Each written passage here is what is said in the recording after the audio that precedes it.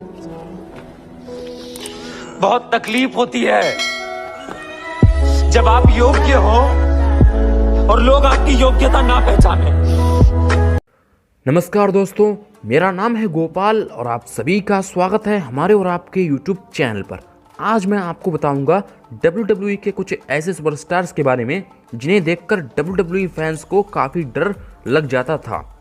और गाइज, ये वही सुपरस्टार्स हैं जिनकी वजह से WWE कंपनी काफ़ी ज़्यादा फेमस है और फेमस हुई थी। So without waste any time, let's गो।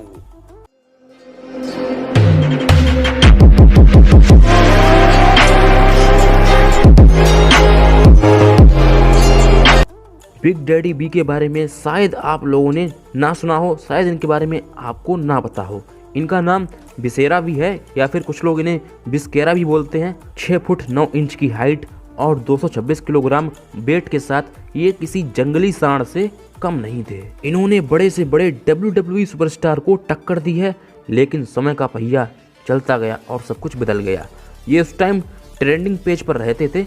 मात्र 43 साल की उम्र में इनकी मौत हो गई और इनकी मौत की वजह हार्ट अटैक थी। फिन बेलर का तो नाम आप लोगों ने सुना ही होगा और उनके डीमॉन किंग वाले रूप को तो आप जानते ही होंगे। डीमॉन किंग फिन बेलर को नॉर्मल फिन बेलर से ज़्यादा ताकतवर दिखाया जाता है। ओके गाइज, इसीलिए डीमॉन किंग उनका नाम है और मतलब कि एकदम वो मॉन्स्टर स्टाइल में एंट्री लेते हैं और खतरनाक लगते हैं।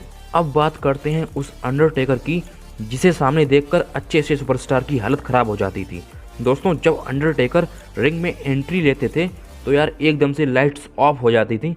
कभी कभी तो अंडरटेकर एंट्री लेते ही नहीं थे, डायरेक्ट रिंग में ही प्रकट हो जाते थे। यह देखकर वहां बैठे ऑडियंस के पैरों के नीचे से जमीन निकल जाती थी। WWE में दिखाया जाता था कि अंडरटेकर बार बार मरकर जिंदा हो जाते थे। और गाइज, इनका करेक्टर मिनिस्ट्री ऑफ डार्कनेस या फिर डेड मैन का था। WWE की स्टोरी लाइन के हिसाब से केन और अंडरटेकर आपस में भाई भाई हैं। आज के समय केन की उतनी वैल्यू नहीं रही, पर 1997 में जब उन्होंने अपना डेब्यूट किया था तो अंडरटेकर को अंडरटेकर का ही फिनिशर लगाकर चौंका दिया था। गाइज, उस समय केन मास्क पहनकर आते थे और वो भी बहुत डरावना वाला मास्क। साल 2003 में केन वर्सेस ट्रिपल एच का मास्क वर्सेस टाइटल मैच हुआ जिसमें केन को धोखे से हराया गया। उसके बाद केन ने अपना मास्क उतारा था और उनका फेस काफी डरावना था। WWE में ऐसा दिखाया जाता था केन जिससे भी फाइट करते थे उसे जलती आग में फेंक दिया करते थे। इसे देखकर अच्छों के पैरों के नीचे से जमीन निकल जाया करती थी। अगर आप WWE लंबे समय से देखना पसंद करते हैं तो ब्रे वाइट की व्हाइट फैमिली के बारे में आपने सुना ही होगा। व्हाइट फैमिली जब भी एंट्री लेती थी तो लाइट्स ऑफ हो जाती थी और एकदम हॉरर टाइप का सीन बन जाता था। लेकिन समय के साथ व्हाइट फैमिली का डर खत्म होने लगा। लग रहा था ब्रे वाइट को WWE से बाहर का रास्ता दिखा दिया जाएगा। लेकिन 2019 में ब्रे वाइट एक नए कैरेक्टर को लेकर आए जिसका नाम द फिंड था। द फिंड के रूप में ब्रे वाइट एक खतरनाक और डरावना मास्क पहनते थे और WWE ने फिंड को पुश भी दिया, पर यार समय के साथ इनकी भी छुट्टी हो गई। द फिंड को ऐसे दिखाया जाता था जैसे उनके दर्द ही नहीं होता है और बाकी रेसलर उनसे डरते हैं। स्टिंग को आप लोगों ने WWE में शायद ना देखा हो क्योंकि WWE में स्टिंग बहुत कम देखने को मिले हैं। स्टिंग की एंट्री बिल्कुल अंडरटेकर की जैसी ही होती थी। हाँ, थीम सॉन्ग अलग था। जब स्टिंग आते थे तब लाइट्स ऑफ हो जाती थी। कभी कभी स्टिंग बेसबॉल बैट लेकर डायरेक्ट रिंग में आ जाते थे, एकदम से यार प्रकट हो जाते थे। स्टिंग को देखकर बड़े बड़े सुपरस्टार की हालत खराब हो जाती थी। और गाइज, स्टिंग मेरे एक टाइम पर फेवरेट रेसलर थे।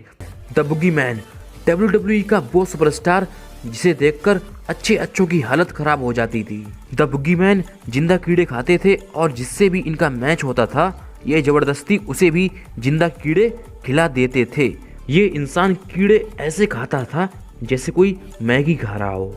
इसी लिस्ट में हमारे भारत के द ग्रेट खली का भी नाम आता है। हम बात कर रहे हैं साल 2006 की। ओके गाइज, जब खली नए आए थे तब उन्होंने अंडरटेकर को धो डाला था। उस समय अंडरटेकर ने खली के सामने घुटने टेक दिए थे। खली का वो भयानक रूप देखकर अच्छे से अच्छे WWE सुपरस्टार कांप जाते थे। लेकिन जैसे जैसे समय निकलता गया वैसे वैसे खली पंजाबी नाइटमेयर से पंजाबी प्लेबॉय बन गए। तो इन सब रेसलर्स में से आपका फेवरेट कौन सा है? कमेंट बॉक्स में अभी कमेंट कीजिए और मुझे बताइए। आज के दिन बस इतना ही। उम्मीद है आपको ये वीडियो पसंद आया होगा, और अगर आपको ये वीडियो पसंद आया है तो प्लीज़ वीडियो को लाइक करना और चैनल को सब्सक्राइब करना मत भूलना। आप लोग करते नहीं हो। वो सिर्फ आपके लिए एक रेड बटन है, लेकिन मेरे लिए बहुत कुछ है। तो प्लीज़ यार सब्सक्राइब कर लेना। और हाँ, टेंशन मत लेना, लगातार मेहनत करते रहिएगा, आपका बुरा वक्त ख़त्म हो जाएगा अगर चल रहा है तो। और हाँ, अब मैं चलता हूँ। Bye bye. जय हिंद, जय भारत, वंदे मातरम, भारत माता की जय।